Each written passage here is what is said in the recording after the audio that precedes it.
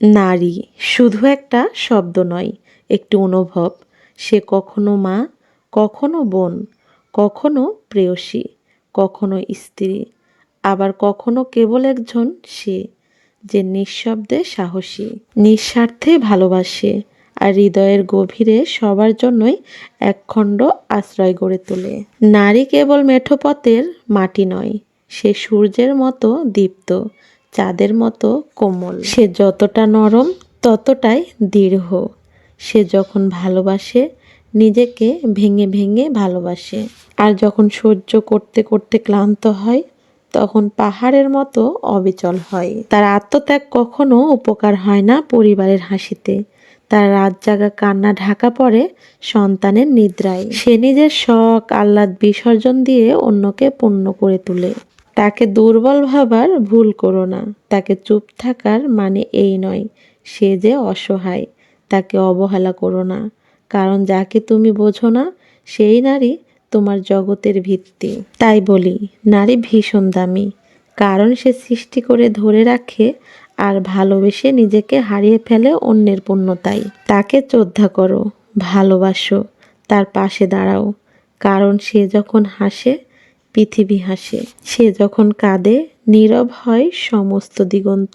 আসসালামু আলাইকুম আমার প্রিয় ভাই বোনেরা, সকলে কেমন আছেন? আমি আপনাদের নাটোরের গ্রামের বোন, আর এই তো গ্রামীণ রান্নাবান্না নিয়েই আজকে আবারও আপনাদের সাথে থাকবো। আর রান্না বান্না করার জন্য এই তো ঘরের পেছনে চলে আসছি। এখানে অনেকগুলো গ্যামা শাক হয়ে আছে, অনেকে আবার এই শাকটাকে তিতো শাকও বলে। এই শাকটাই এই তো উঠাচ্ছি, আর এই তো দেখুন কতগুলো শাক পেয়ে গেলাম। এই তিতা শাকটা ভাজি করলে তিতা লাগে, তবে তিতার মধ্যেও অনেকটা মজা আছে, সেই জন্য সবাই খায়। এই তো শাক উঠিয়ে এখান থেকে আমি আবার কলার মুচি পেরে নেব, সেই জন্য একটাই তো বাঁশের লাঠি নিয়ে আসলাম। এই বাগানটা হচ্ছে আমাদের ঘরের পেছনে, আর এই বাগানে অনেক কলা ধরেছে, সেই সাথে কলার মুচিও আছে। গ্রামে থাকার এই শান্তিটাই হচ্ছে বড় শান্তি। যদি এক সপ্তাহ বাজার না করা যায় তারপরেও বাজারের অভাব হয় না, মানে রান্নার জন্য শাক সবজির অভাব হয় না। বাড়ির আঙিনায় বাড়ির আনাচে কানাচে অনেক সবজি পাওয়া যায়। আর এই কলা জিনিসটা আমার কাছে অনেক বেশি ভালো লাগে। কাঁচা কলা রান্না করে খাওয়া যায়, কলা তো পাকলেও খাওয়া যায়, আবার কলার গাছটা সেটাও কিন্তু খাওয়া যায়, আবার এই যে কলার মুচি সেটাও খাওয়া যায়, মানে কলার কোনো কিছুই ফেলে দেওয়া লাগে না। এই তো আরেকটা মুচিও পেরে নিলাম, কারণ দুইটা মুচি লাগবে আমার রান্না করতে। কলার মুচি তো পারলাম, আজকে কলার গাছ সুদ্ধা কেটে নেব, কারণ আজকে কলার কোনো কিছুই ফেলাবো না। এখন কিন্তু বিকেল বেলা, আর বিকেল বেলাতে আমি এই তো কলার মুচি, তারপর হচ্ছে গিমা শাক মানে তিতো শাক, এটা উঠালাম। আর এখন কলার যে ভেতরের গাছটা, মানে আমরা বলি কলার থোর, সেটাও বের করব।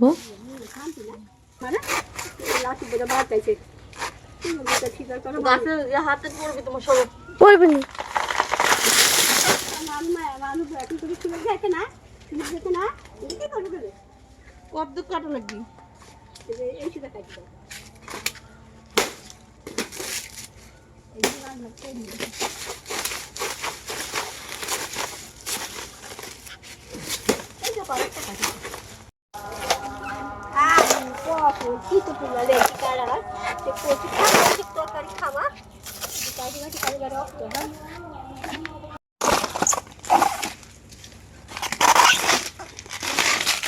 হাতে যদি স্বাদ লাগে সব ডাল দিলে তো স্বাদই লাগে।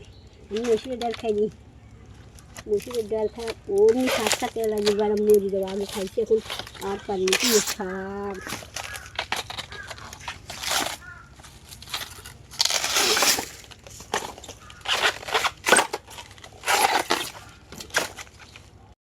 এই তো কলার গাছের ভেতরে যে থোরটা, আমার পাশের বাড়ির দাদি আমাকে সাহায্য করলো এটা কাটার জন্য, মানে বের করার জন্য। এই তো থোরটাকে আমি মাঝখান দিয়ে কেটে নিচ্ছি, আমার দাদিকে দিব আর অর্ধেকটা আমি নিব।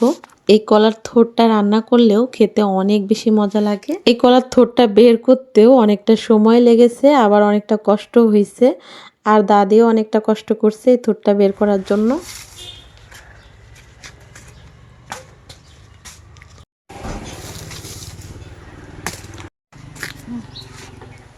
বিকেল বেলাটায় এই পুকুর ধারটা অনেক বেশি ভালো লাগে।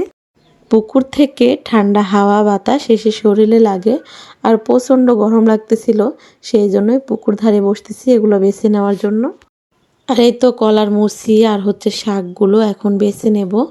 আর এই শাকগুলোকে এভাবেই এই তো ছাড়িয়ে নিচ্ছি ডাল থেকে। আজকে বিকেলবেলায় এগুলো বেছে রেখে দেব আর কালকে এগুলো রান্না করব। আমি এই তো শাক বাছতেছি, তবে আমার আশেপাশে অনেকে আছে কিন্তু আমার ভিডিওতে মানে আপনারা দেখতে পাচ্ছেন না। সবার সঙ্গে গল্প করতে করতে শাকগুলো বেছে নিলাম। এবার এই তো কলার মুচিগুলো বেছে নেব। আর এই কলার থোর, কলার মুচি এগুলো বাছতে গেলে কাটতে গেলে হাত কিন্তু একদমই কষে কালো হয়ে যায়। আর আমরা গ্রামের গৃহিণীরা এই কালো নিয়ে আসলে তেমন একটা চিন্তাই করি না। নিজের কাজ নিজের হাতে খুব যত্ন সহকারে করি। এগুলো বাছতে বাছতে হাত কালো হবে, আবার অন্যান্য কাজ করতে করতেই সেই কষ্ট আবার হাতের উঠেও যাবে। কলার মুচিগুলো একে একেই তো বের করলাম। এবার কলার মুচির ভেতর থেকে লম্বা কাঠির মতো শক্ত অংশটা বের করতেছি। শুধুমাত্র এই একটা জিনিস বাছতে হবে, তার সঙ্গে এই তো পাপড়ের মতো এটাও কিন্তু অনেকটা শক্ত, এই দুইটা জিনিসই বেছে ফেলে দিতে হবে। আমাদের গ্রামের পরিবেশটা বলতে পারেন আমার কাছে অনেক বেশি ভালো লাগে। আর আপনাদের কাছে কেমন লাগে সেটা কিন্তু কমেন্টের মাধ্যমে জানাতে পারেন। কালকে রান্না করব, তবে আজকে কাজটা একটু বিকেলে এই তো এগিয়ে রাখলাম, তাহলে খুব তাড়াতাড়ি ঝটপট কালকে রান্নাগুলো সেরে ফেলতে পারবো। সকাল বিকাল আমার এই কাজটা তো করাই লাগে। আমার যে ফুলের গাছগুলো আছে প্রতিদিনই পানি দেওয়া লাগে, আর এখন তো অনেক রোদ, সেই জন্য প্রতিদিন পানি না দিলে গাছগুলো একদমই মরা মরা হয়ে যায়। আর প্রতিদিনই কিন্তু এই কাজগুলো আমার করাই লাগে, প্রতিটা গাছে এইভাবেই পানি দিই। আমার বাড়িতে ঢুকতে রাস্তার দুই পাশে দুইটা হচ্ছে সূর্যমুখীর গাছ, আর সূর্যমুখীর গাছ দুইটা অনেক বড় হয়েছে, আর ফুলগুলো হয়েছে মাশাআল্লাহ অনেক বড় বড়। আমি বেশিরভাগই দেখছি সূর্যমুখীর গাছে একটা ফুল, তবে আমার গাছে একটা গাছে 4-5টা করে ফুল আইছে। মনে হয় সূর্যমুখীর গাছে অনেকটা শক্তি পাইছে, সেই জন্য এতগুলো করে ফুল ধরছে। ফুল হলো সৌন্দর্যের প্রতীক, আর ফুলের কারণে আমার এই বাড়িটা আরো বেশি সুন্দর লাগে দেখতে। আমার এই বাড়িটা একদমই রাস্তার ধারে, আর রাস্তা দিয়ে অনেকেই যায়, ছোট ছোট বাচ্চারা, ছেলে মেয়েরা, বড়রা সবাই আমার এই বাড়িটার দিকে নজর দেয়। আমার বাড়িটা দেখে বলতেই হবে ওদেরকে, ওই তো দেখুন কত সুন্দর বাড়ি আর কত সুন্দর ফুল গাছগুলো। তখন কিন্তু আমার ভীষণ ভালো লাগে। আর আপনাদের কাছে যাদের ভালো লাগে তারা কিন্তু লাইক দিতে একটুও ভুলবেন না। এখন হচ্ছে পরের দিন, এই তো সকালবেলা, মানে তাও 10টা বেজে গেছে বেলা। এখন এই তো রান্নার জন্য সব কিছু চুলার পাড়ে নিয়ে চলে আসতেছি। আমার এই গ্রামের সাধারণ জিনিসগুলো দেখুন কিভাবে রান্না করি আর কতটা মজা করে খাই, সেটা অবশ্যই দেখার জন্য পুরো ভিডিওটির সঙ্গে থাকতে হবে। গিমা শাকগুলো আমি ভাজি করব, সেই জন্য ভালো করে ধুয়ে নিছি। আর কলার মুচিটা আমি ডাল দিয়ে আজকে ঘাঁটি করব। এখানে মসুর ডাল ভালো করে ধুয়ে নিছি। আজকে আলু চিকন চিকন করে কেটে নিছি গিমা শাক ভাজি করার জন্য। আর এখানে কলার যে হচ্ছে থোরটা, ওইটা এখনও কাটা হয় নাই। আগে চুলার জালটা ধরিয়ে দিব, চুলার জালটা ধরিয়ে দিয়ে এদিকে একে একে সব কিছু রেডি করে নেব রান্নার জন্য। ভাতটা মাটির চুলায় উঠিয়ে দিব, আর এই তো ভাতের মধ্যে আমি ডাল সিদ্ধ দিব, সেই জন্য ডালটাকে আমি ধুয়ে এই তো পরিষ্কার কাপড়ের মধ্যে বেঁধে দেব, তাহলে ডালটা খুব সুন্দরভাবে ভাতের সঙ্গে সিদ্ধ হয়ে যাবে। এভাবে ডালটাকে আগে সিদ্ধ করে নিলে খুব তাড়াতাড়ি রান্নাগুলো হয়ে যাবে আমার।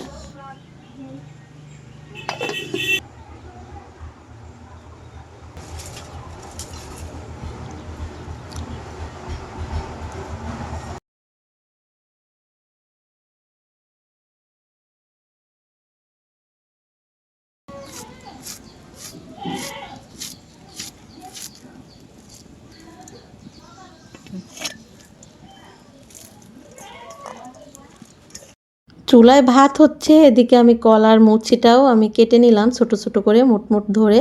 আর এই তো কলার এবার থোরটাও সুন্দর করে আমি কেটে নেব ভাজি করার জন্য। কলার থোরটা অনেকটাই মোটা, চিকন হলে কাটতে সুবিধা হতো। আর এই তো এখন এগুলো আমি ভাজি করার জন্য কিভাবে কেটে নিই দেখুন। কলার থোরে কিন্তু অনেক আঁশ থাকে, আর এই তো এভাবে আঁশগুলো যদি সুন্দরভাবে ভালো করে পরিষ্কার করে নেওয়া হয় তাহলে কিন্তু আর আঁশ মনে হয় না রান্নার পরে।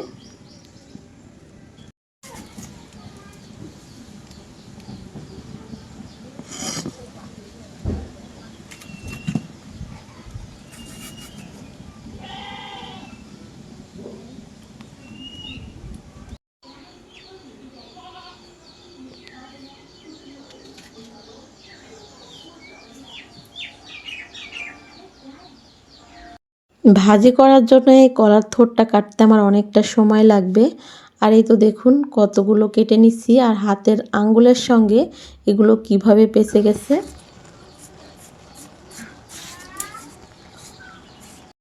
এদিকে পেঁয়াজ মরিচ কাটতে গিয়ে আঙ্গুলটা একটু কেটে গেছে, এই জন্য ভাজিটা সেভাবে কাটতে পারতেছি না, হাতে ব্যথা পাচ্ছিলাম।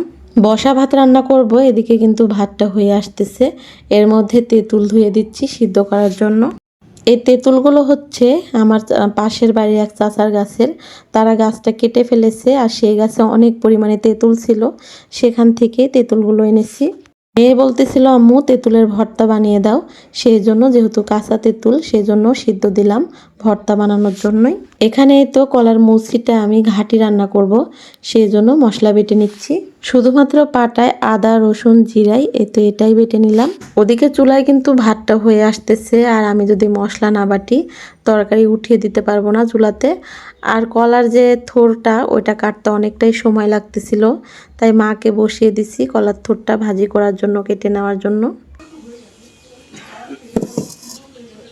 কলার মুচিটা আমি মুসুর ডাল দিয়ে ঘাটি রান্না করব, কিন্তু কলার মুচিতে যেহেতু অনেক পরিমাণে কষ থাকে, সেই জন্য কড়াইয়ে দিয়ে দিলাম ভাপানোর জন্য একটু। চুলায় তো ওইটা ভাপ দেওয়া হচ্ছে, আর এদিকে আমার তেঁতুলটা অনেক সিদ্ধ হয়ে গেছে, এটা বের করে নিচ্ছি। এরকম দুপুরে গরমের টাইমে এরকম তেঁতুল ভর্তা মানে টক টক যে কোনো ভর্তাই খেতে অনেক বেশি ভালো লাগে। ডালটাও সিদ্ধ হয়ে গেছে, ওটাও ভাতের মধ্যে থেকে বের করে নিলাম। আর এই তো কলার মুচিটাও ভাবদ হয়ে গেছে, এটা ঝাঁকাতে ঢেলে নিলাম। আর কলার মুচিটা ভাপ দেওয়ার পরে আবার ঠান্ডা পানি দিয়ে কিন্তু ভালো করে ধুয়ে নিতে হবে, তাহলে ওর ভেতর থেকে আরও অনেক কষ বের হবে। এবারে তো কড়াইয়ে দিয়ে দিলাম সরিষার তেল, তার মধ্যে পেঁয়াজ কুচি ও চিড়ে রাখা মরিচ এটা একটু তেলের মধ্যে ভেজে নেব। পেঁয়াজ মরিচটা একটু লাল করে ভেজে নিয়ে এর মধ্যে দিয়ে দিলাম 1 চামচের মতো গোটা জিরা। আর গোটা জিরাটাও একটু ভাজা হয়ে গেলে দিয়ে দিলাম 5 ফোড়ন। আর 5 ফোড়নটা বেশি ভাজবো না, কারণ তিতো হয়ে যাবে। এর মধ্যে দিয়ে দিলাম বেটে নেওয়া মশলা। আর সেই মশলাগুলো আরেকটু ভেজে নিয়ে তারপরে দিয়ে দিচ্ছি হলুদ গুঁড়ো ও মরিচ গুঁড়ো। এবার দিয়ে দিচ্ছি পরিমাণ মতো লবণ। সব কিছু একটু ভালো করে ভেজে নিয়ে তারপরে কষানোর জন্য পানি দিয়ে দিচ্ছি। আর এদিকে আমার চুলার জালটা এত জোরে জ্বলতেছে যে আমি কন্ট্রোলই করতে পারতেছি না, তাই তাড়াতাড়ি করে পানিটা দিয়ে দিলাম। এদিকে মশলাটা এখন ভালো করে কষানো হয়ে গেছে, তারপরে তো সিদ্ধ করা ডালগুলো দিয়ে দিলাম। আমার এই আজকে 3 রকম রান্না বান্না করতে অনেকটা সময় লেগে গেছে আর লাগতেছে, কারণ অনেকগুলোই রান্না বান্না, আর এগুলো জোগাড় করতে করতেই অনেকটা সময় লেগেছে। ডালটাকে ভালো করে কষিয়ে নিয়ে তারপরে তো এখানে ভাপ দিয়ে নেওয়া কলার যে মুচিটা সেটাও দিয়ে ভালো করে কষিয়ে নিয়ে কিছুটা এখন পানি দিয়ে দিলাম, দিয়ে ঢেকে দেব যেন ভালো করে সব মশলার সঙ্গে কলার মুচি ডাল একদমই মজে যায়। চুলার যে পরিমাণে তাপ হচ্ছে চুলার পাড়ে আর বসে থাকা যাচ্ছে না। আর এই তো এদিকে তেঁতুলটাও ঠান্ডা হয়ে গেছে, আর কলার মুচিটাও ওদিকে হতে থাক। আর এদিকে এখন তেঁতুলের ভর্তাটা করে নেব। এগুলো হচ্ছে কাঁচা তেঁতুল, আর কাঁচা তেঁতুলটা সিদ্ধ করার পরে এই তো নরম হয়ে গেছে, এর ভেতরের এই অংশগুলো বের করে নিলাম। এবারে তো মরিচটা পুরানোই ছিল, সেই শুকনা মরিচ আর লবণ দিয়ে ভালো করে ডলে নিয়ে এবার লবণ সরিষার তেল দিয়ে এই তো মেখে নিয়ে এর মধ্যে আবার দিয়ে দিলাম আমার এই তো খেজুরের গুড়। এই খেজুরের ঝোলা গুড়টা আপনারা তো জানেন যে আমাদের নিজেদের হাতের তৈরি। আপনারা কিন্তু অনেকেই এই গুড়টা নিচ্ছেন অর্ডার করে, আর আলহামদুলিল্লাহ আপনারা অনেক বেশি খুশি গুড়টা পেয়ে। আর এই তো ভর্তাটা রেডি, দেখুন কতটা মজা লাগতেছে দেখেই, আর জিভে তো মাখাতে মাখাতে পানি এসে গেছে। আর অনেক মজা লাগতেছে, যেহেতু বাইরে অনেক রোদ গরম, এরকম টাইমে কিন্তু এরকম টক জিনিস খেতে অনেক বেশি মজা লাগে। সবাই মিলে খুব তৃপ্তি করে গরমের মধ্যে তেঁতুল ভর্তা খেলাম।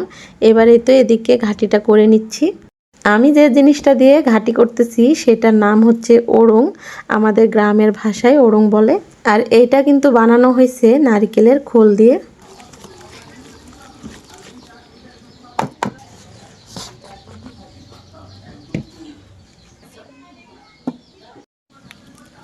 কলার মুচির ঘাটিটা রান্না শেষ। এবারে তো গিমা শাক ভাজি করব আলু দিয়ে। আর আলু যেভাবে ভাজি করে সেম সেভাবে গিমা শাকও ভাজি করতে হয়। এই গিমা শাক অনেকেই পছন্দ করেন, অনেকে আবার তিতার জন্য খেতে পারেন না, তবে আমার কাছে খুব ভালো লাগে খেতে।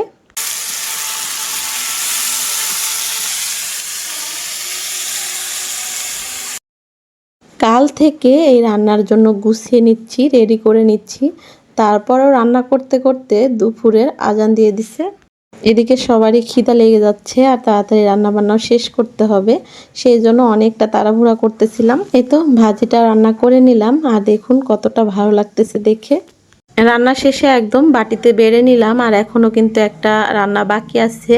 আর এই কড়াইয়ে আমি এখন কলার যে থোড়টা সেটা ভাজি করে নেব। কলার থোড়টাও আমি সেম একই রকম করে ভাজি করব, আমি যেভাবে আলু ভাজি করি সেইভাবেই। এর মধ্যে একটু পাঁচফোড়ন দিলাম, কারণ পাঁচফোড়নের ঘ্রাণটা একটু ভালো লাগে আমাদের কাছে। এই তো পেঁয়াজ মরিচ সব কিছু একটু ভেজে নিয়ে এর মধ্যে দিয়ে দিলাম কলার থোড় কেটে নেওয়া। এখন এর মধ্যে আমি পরিমাণ মতো হলুদ গুঁড়ো ও লবণ দিয়ে এটাকে বারে বারে নেড়ে চেড়ে একদম ভাজি করার মতো করে নেব। চুলার উপরে ওইটা হচ্ছে আর এদিকে আমি ঘাটিটাও বাটিতে বেড়ে নেব। একে একে সব কিছু খাওয়ার জন্য রেডি করতেছি আর চুলার উপরে একে একে রান্না করতেছি। মসুর ডাল দিয়ে কলার মুচিটা যারা এখনও ঘাটি করে খান নাই তারা কিন্তু এভাবে ঘাটি করে খেতে পারেন, দেখবেন অনেক বেশি মজা লাগে খেতে। আর এই তো মাটির পাতিলের ভাতগুলাও আমি বলে বেড়ে নিচ্ছি। আজকে এক পাতিল ভরে ভাত রান্না করেছি, যেহেতু আজকে অনেক মজার মজার রান্না করেছি, এগুলো দিয়ে কিন্তু অনেকটা তৃপ্তি করে ভাত খাওয়া যায়। আমি কিন্তু মাংস রান্না করলে তেমন একটা ভাত খেতে পারি না, তবে এই রান্নাগুলো দিয়ে খুবই মজা করে ভাত খেতে পারি। এই তো ভাজিটাও হয়ে গেছে, এটাও আমি এখন প্লেটে উঠিয়ে নিচ্ছি।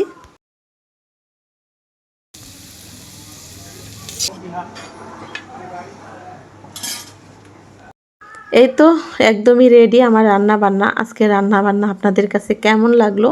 আমার তো অনেক একদম তৃপ্তি মতো ভাত খাওয়ার মতো খাবারগুলোই রান্না করেছি। টেবিলে এই তো খাবারগুলো সাজিয়ে রেখেছি, সবাই মিলে খাবে। আর আমার এখনও কাজ আছে, কাজগুলো সেরে তারপরে আমি খাওয়া দাওয়া করব। সব কাজ সেরে গোসল করে এই তো খেতে চলে আসলাম।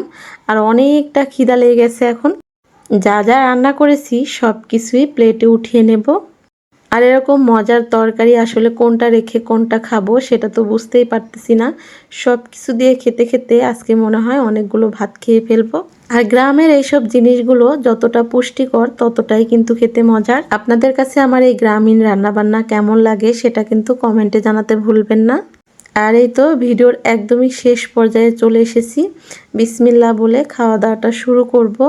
আর খেতে খেতে আজকে প্রিয় ভাই বোনদের কাছ থেকে বিদায় নেব। যারা আমার এই গ্রামীণ রান্না বান্না দেখতে চান তারা কিন্তু আমার চ্যানেলটি সাবস্ক্রাইব করে আমার পাশেই থেকে যাবেন। আর যারা সাবস্ক্রাইব করেছেন তাদেরকে অসংখ্য ধন্যবাদ। আল্লাহ হাফেজ।